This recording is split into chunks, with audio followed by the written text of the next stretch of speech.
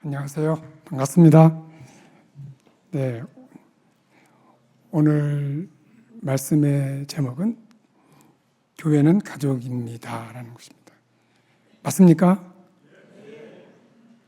네, 옆에 분에게 우리는 가족입니다 한번 인사할까요? 근데 인사들을 잘 하시네요. 네, 교회는 가족이다. 사실 그리스도인이라면 자주 들었던 이야기고 또 자주 생각을 할 수 있었겠죠. 특별히 임마누엘 교회는 가정교회 사역을 오랫동안 해오셨기 때문에 교회는 가족이다라는 이 명제에 매우 익숙해 있으리라고 생각합니다. 저는 오늘 교회는 가족이라는 이 주제를 가지고 여러분들을 좀 위로해드리고 싶어요. 또 격려해드리고 싶어요. 가족으로서의 교회의 모습을 이루어가기를 원하시는 여러분들에게 잘하고 있습니다. 성경에 나온 말씀대로 잘 실천하고 계십니다. 이렇게 격려해드리고 싶습니다. 오늘 시작할 본문은 함께 읽었던 마태복음 12장 50절 말씀이에요. 제가 한번 다시 읽겠습니다. 누구든지 하늘에 계신 내 아버지의 뜻대로 하는 자가 내 형제요, 자매요, 어머니이니라 하시더라. 여러분, 이 본문에 매우 특이한 점 두 개가 있습니다. 하나는 예수님이 가족의 목록을 열거하시는데 아버지를 빠뜨렸습니다. 여기 아버지 되시는 분들이 많이 계실 텐데 조금 억울하실지 모르지만 좀 말씀드리면 들으시면 억울할 일은 없습니다. 왜냐하면 왜 아버지를 빠뜨렸을까요? 여기 내 아버지 뜻대로, 그래서 하나님이 아버지 되신다는 사실을 이렇게 선언하고 있습니다. 그래서 잠깐 아버지가, 생물학적인 아버지는 잠깐 자리를 비켜주고 있는 거죠. 기꺼이 아버지 되신 여러분들이 하나님 아버지께 그 자리를 양보하실 수 있으시겠죠? 또 한 가지 특이한 점은 뭐냐면 여기 자매가 들어가 있다는 것입니다. 어머니는 여성이지만 기본값이고요. 고대 사회에서 여성은 우리 여기 계신 여성분들에게는 죄송한 말씀이지만 약간 인간으로서 이렇게 제대로 취급을 받지 못했습니다. 그런데 예수님은 그 여성을 굉장히 가족의 구성원으로서 존중하고 있습니다.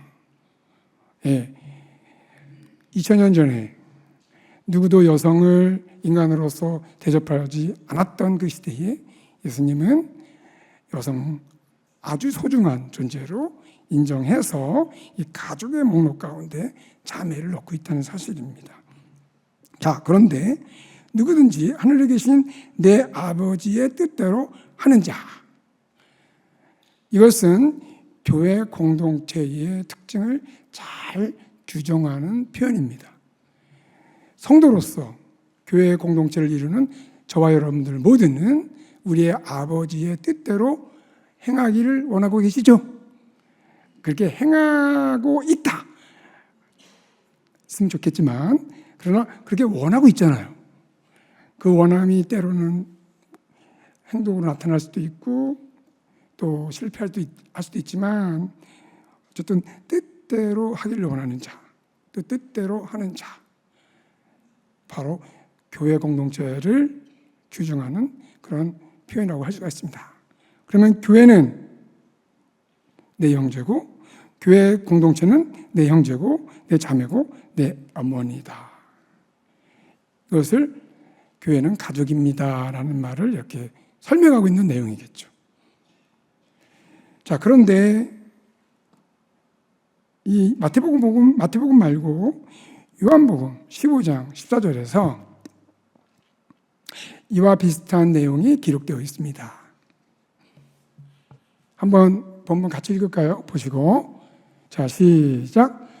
너희는 내가 명한 대로 행하면 곧 나의 친구라.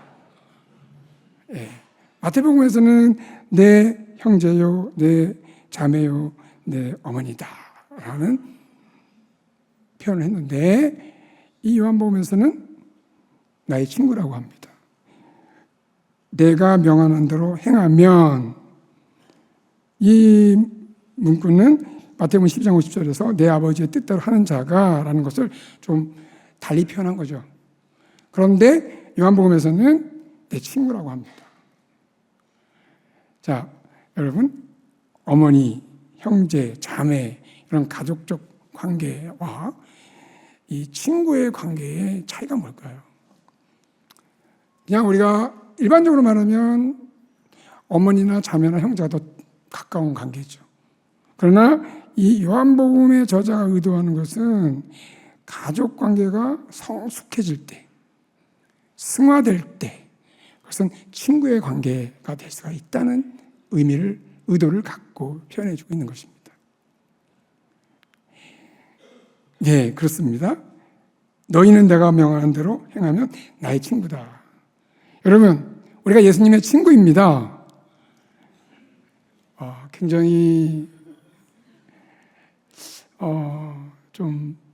저는 굉장히 개인적으로 굉장히 감동적인 그런 말씀이라고 여겨집니다. 제가 아들이 하나 있는데, 딸하고 아들이 있는데, 아들이 20대 초반이었을 때 제 마음에 어떤 게 우러나오냐면 아들과 친구하면 좋겠다. 그래서 제가 그랬습니다. 너는 나의 친구야. 예, 서로 인격적으로 존중하고, 예,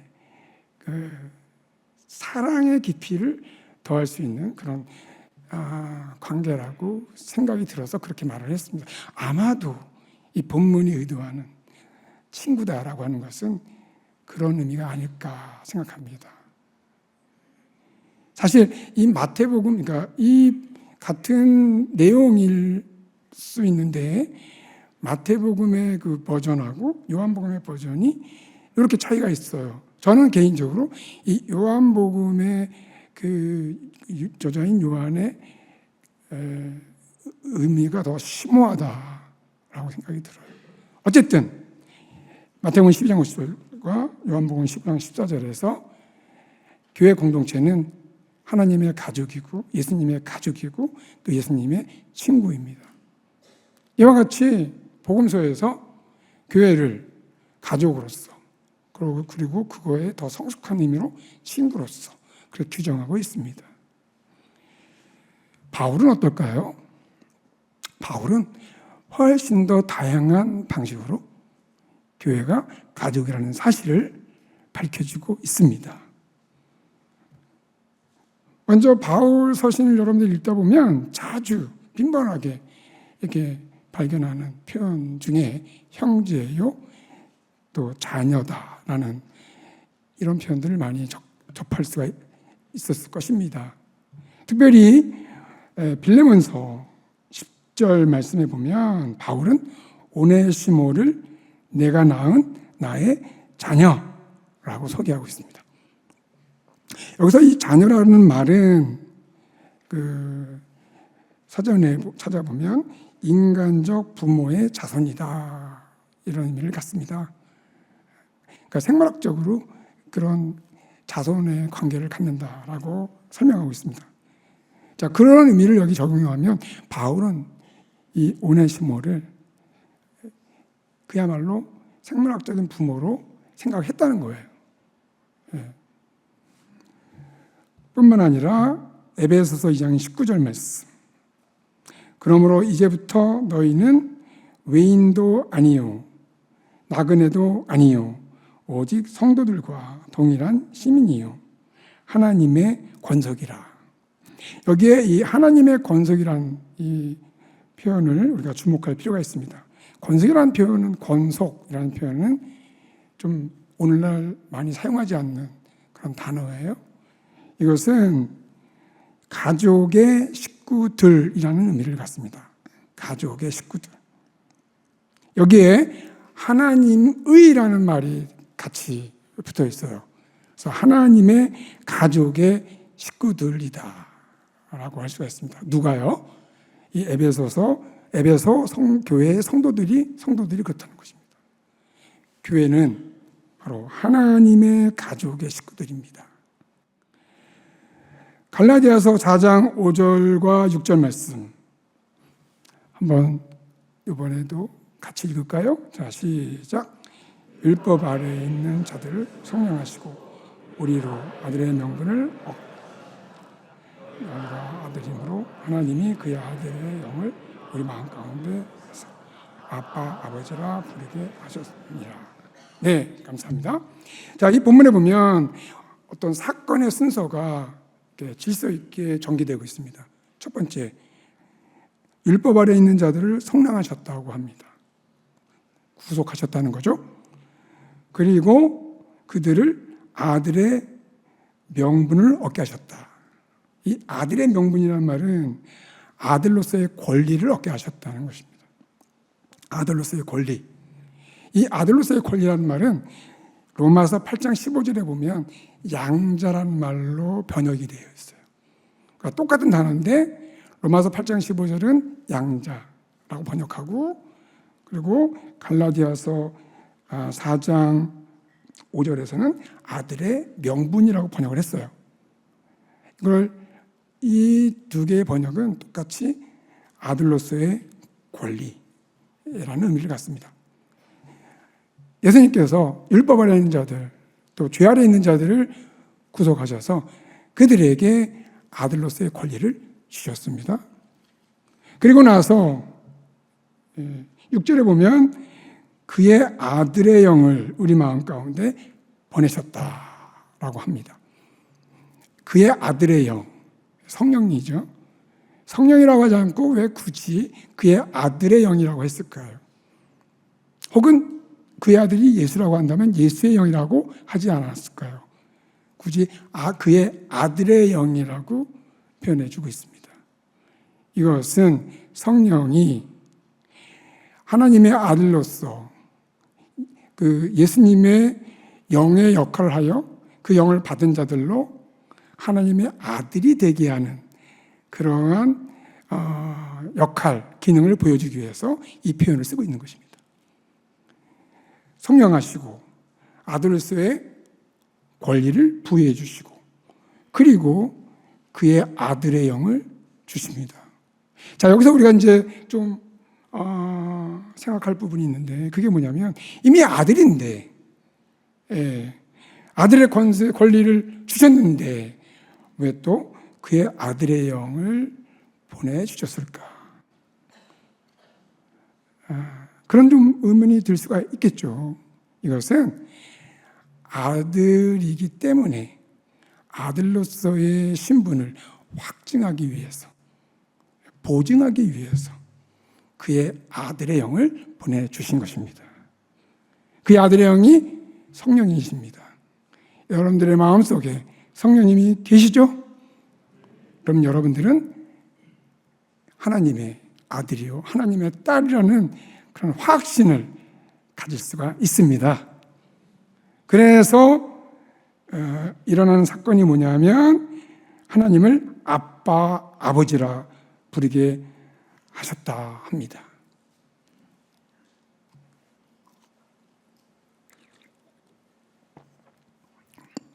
원래 이전 번역은 아바, 아버지라고 번역이 되어 있는데 최근 번역은 이걸 아빠라고 번역을 했습니다. 잘 번역했다고 생각이 들어요. 하나님과 아버지와 아들의 관계인데 더 친근한 표현을 써주고 있는 거죠. 그렇습니다. 우리가 구원받았습니다. 구원받은 결과는 우리가 하나님의 아들입니다. 하나님의 자녀입니다. 하나님의 딸입니다. 우리에게 성령을 보내주시어 아들로서의 신분, 정체성, 딸로서의, 자녀로서의 신분과 정체성을 확증해 주시고 계십니다. 그리고 우리는 하나님을 아빠, 아버지라 부를 수 있게 됩니다. 자, 여기서 우리가 하나님의 가족, 교회는 하나님의 가족이라는 사실을 다시 한번 확인할 수가 있습니다. 로마서 8장 15절 말씀을 보면 너희는 다시 무수하는 종의 영을 받지 아니하고 양자의 영을 받았으므로 우리가 아빠 아버지라고 부르짖느니라. 앞에 갈라디아서 말씀과 비슷한 내용이지만 여기서 그의 아들의 영을 양자의 영이라고 표현해주고 있습니다. 동일하게 성령을 가리킵니다. 어떤 본문에서는 그의 아들의 영으로, 또 로마서 8장 15절에서는 양자의 영으로, 이렇게 다양한 표현이 되고 있습니다. 하나님의 아들됨을 확증하는, 보증하는 그런 기능을 갖고 있죠. 역시 이 본문, 우리가 하나님의 가족이다, 교회는 하나님의 가족이라는 것을 증거해주고 있습니다. 로마서 8장 29절에 예수님을 맏아들이라고 표현해주고 있습니다. 우리 모두는 다 아들들, 딸들입니다.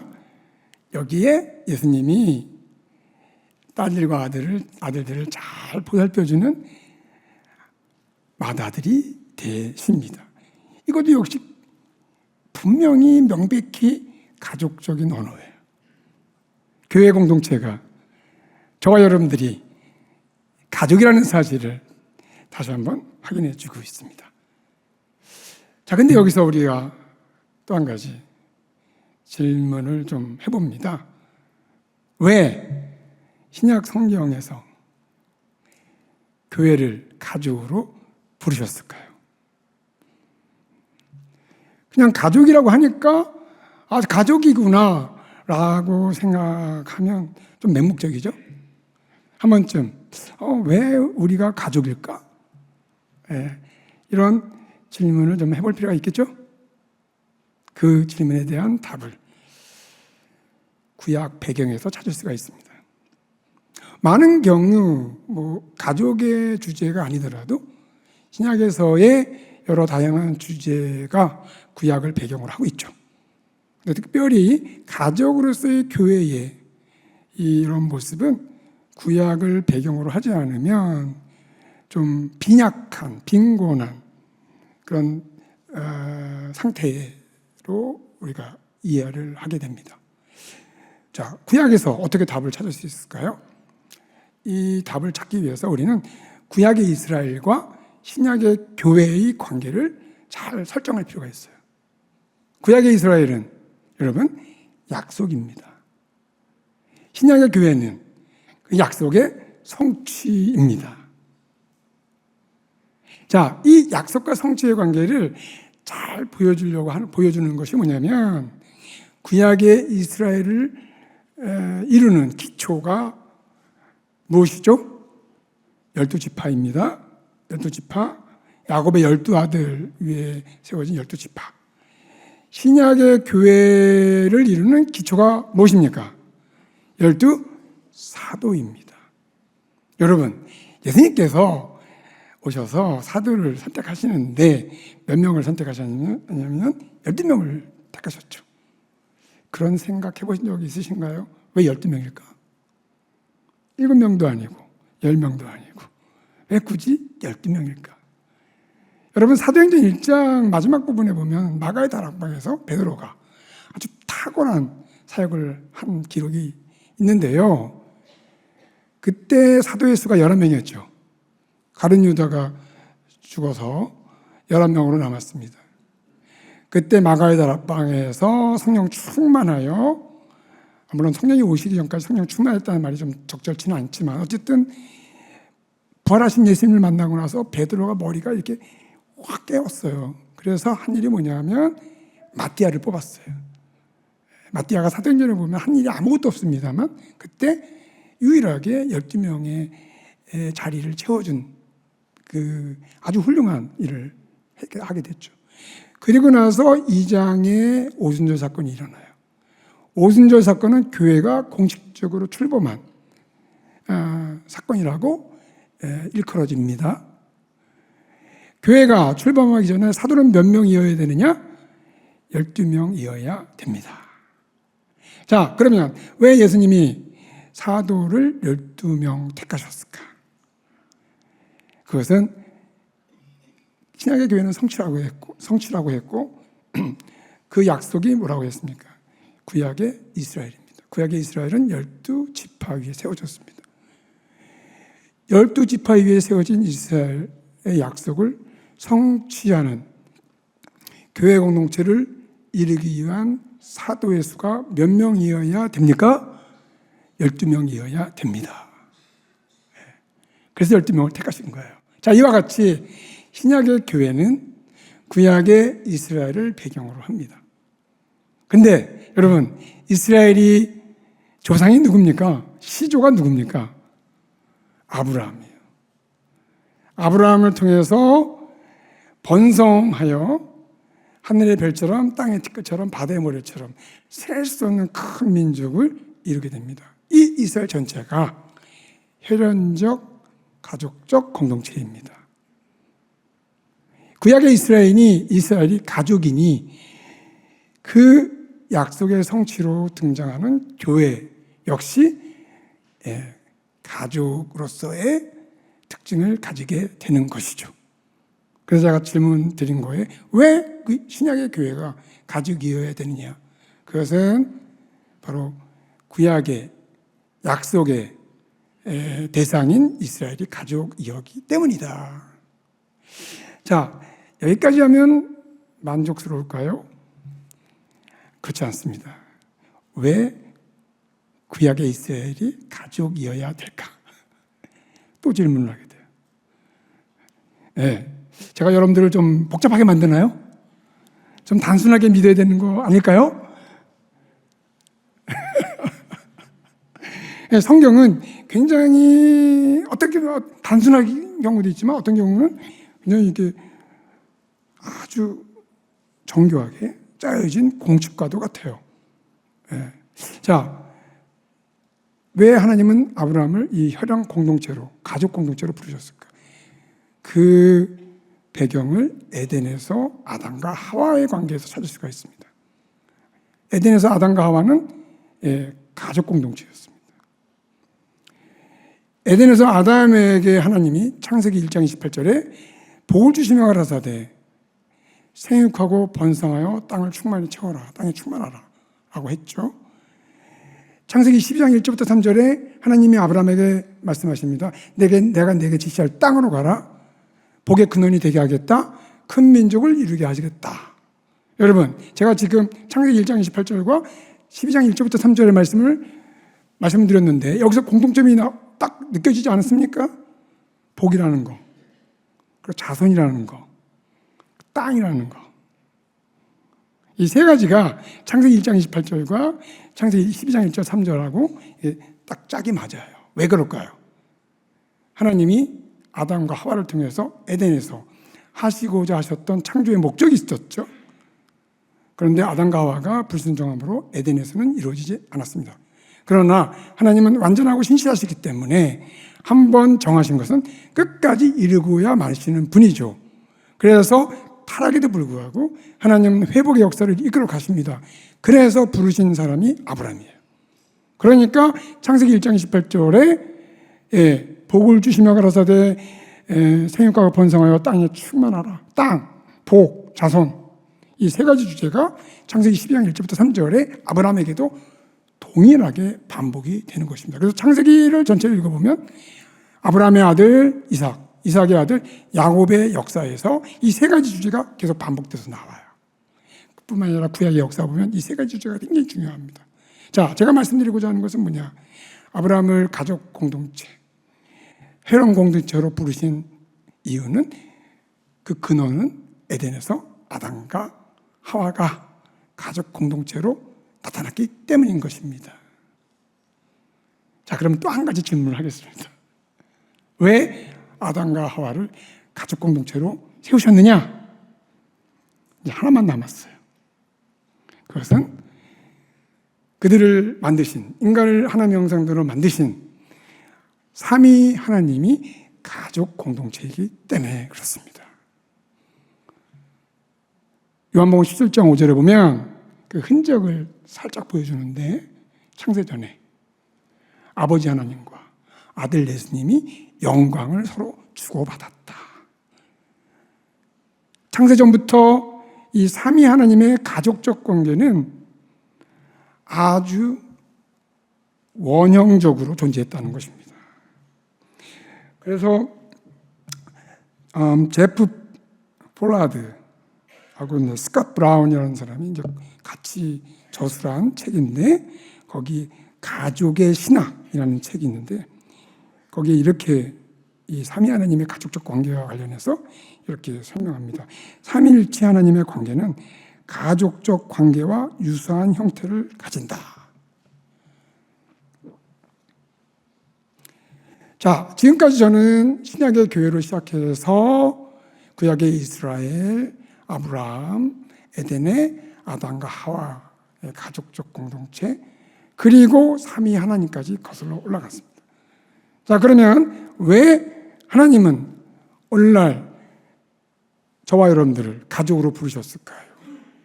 그것은 하나님, 삼위 하나님이 가족적 관계로서 인간을 그렇게 만들어 놓으셨기 때문에 그렇습니다.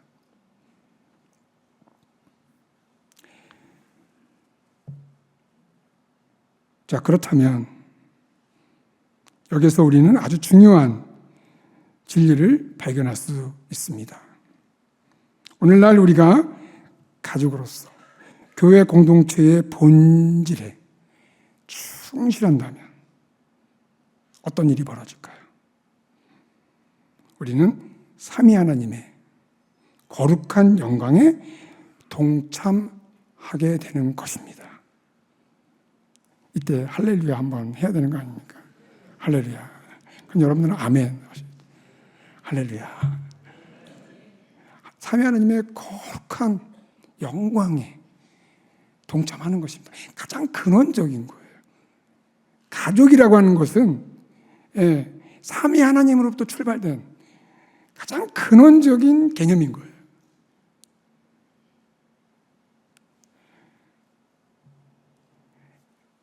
삼위 하나님의 거룩한 영광에 동참하는 것일 뿐만 아니라 에덴의 아담을 통해 시작하신 창조의 목적을 이루어 드리는 영광스러운 삶이 되겠습니다.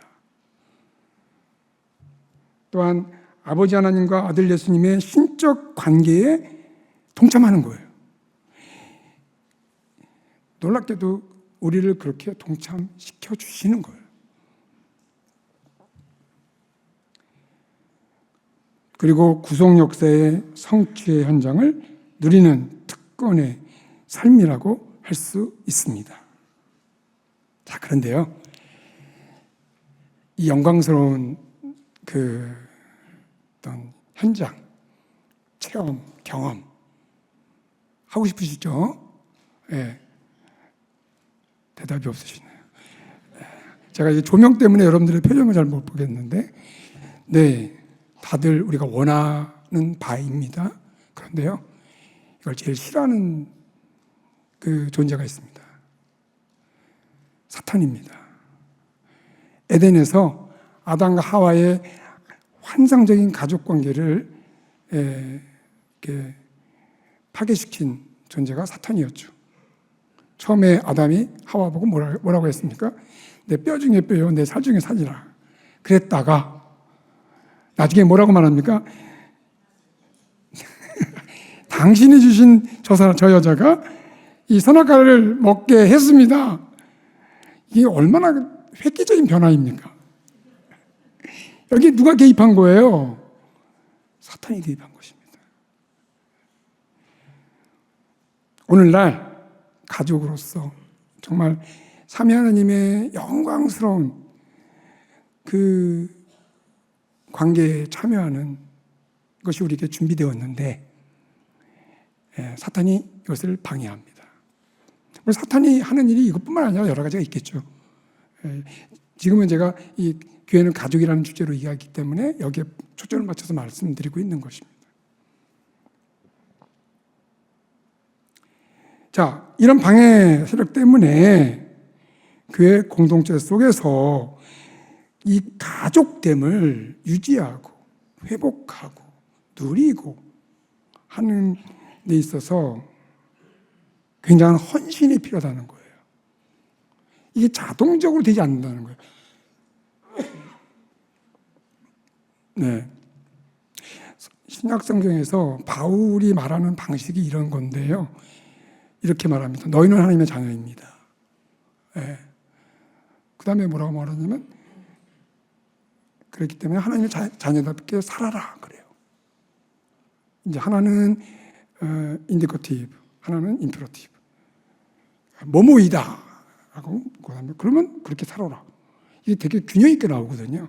이 균형을 깨면 안 돼요. 우리가 뭐뭐이다, 하나님의 자녀다, 우리는 하나님의 가족이다. 이거 되게 중요하고요. 그다음에 그런 가족답게 살아라.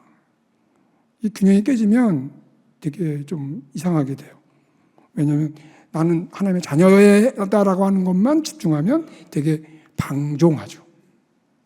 근데 나는 하나님의 자녀야만 돼. 그러면 뭔가 강박이 생겨나요. 그래서 내가 하나님의 자녀라는 사실, 우리가 하나님의 가족이라는 사실을 아주 철저하게 인식을 하고 인지하고 그다음에 그렇게 살려고 노력할 때 이게 굉장히 선순환이 일어나게 됩니다. 자, 사탄의 방해가 있기 때문에 이게 자동적으로 되지 않는다는 거예요. 여러분, 목장이 그런 곳입니다. 목장이야말로 이 가족이라는 것을 경험할 수 있는 아주 그 리얼한 현장이에요. 맞습니까? 그렇습니다.